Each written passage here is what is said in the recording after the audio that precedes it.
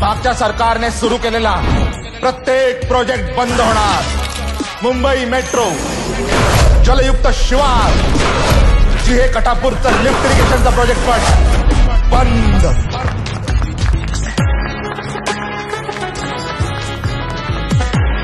महाराष्ट्रात विधानसभेची निवडणूक जवळ येत असून प्रचाराची रणधुमाळी सुरू आहे। आरोप प्रत्यारोप सुद्धा सुरूच आहे, ज्यामध्ये मविया सरकारवर गंभीर भ्रष्टाचाराचे आरोप लावले जात आहेत। भाजपने आपल्या अधिकृत अकाउंटवरून एक व्हिडिओ शेअर केलाय। तो व्हिडिओ सध्या तुफान व्हायरल होत आहे। तुम्ही जनतेला काही सांगू इच्छिता का? मेट्रो का, पानी का, हाईवे का, सबका प्रोजेक्ट बंद करेगा रे तेरा उद्धव। की या व्हिडिओमध्ये दाखवले जात आहे की कसे विविध प्रकल्प अंतर्गत निधीचा अपहार झालेला आहे।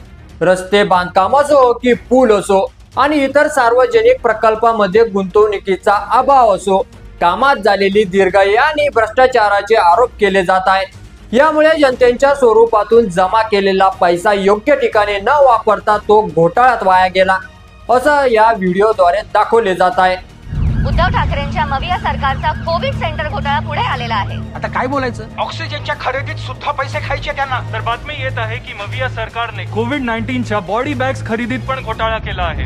तर प्रश्न हा आहे की मराठा आरक्षणवर महाविकास आघाडीची भूमिका नेमकी काय आहे? आता निवडणुकीच्या याच पार्श्वभूमीवर महाराष्ट्रात वातावरण तापलेले आहे। जनतेच्या भावनांना हात घालून विरोधकांनी मविया सरकारवर हल्लाबोल केलेला आहे। या घोटाळ्याच्या आरोपांची चर्चा सगळीकडे सुरू आहे आणि त्यामुळे मतदारांमध्ये याचा काय परिणाम होईल हे पाहणं महत्त्वाचं ठरणार आहे। आणि त्यामुळे तुम्ही विधानसभेला कोणाच्या बाजूने आहात, महायुती की महाविकास आघाडी, ते आम्हाला कमेंट करून नक्की कळवा। आणि चॅनलवर नवीन असाल तर चॅनलला सबस्क्राईब करा।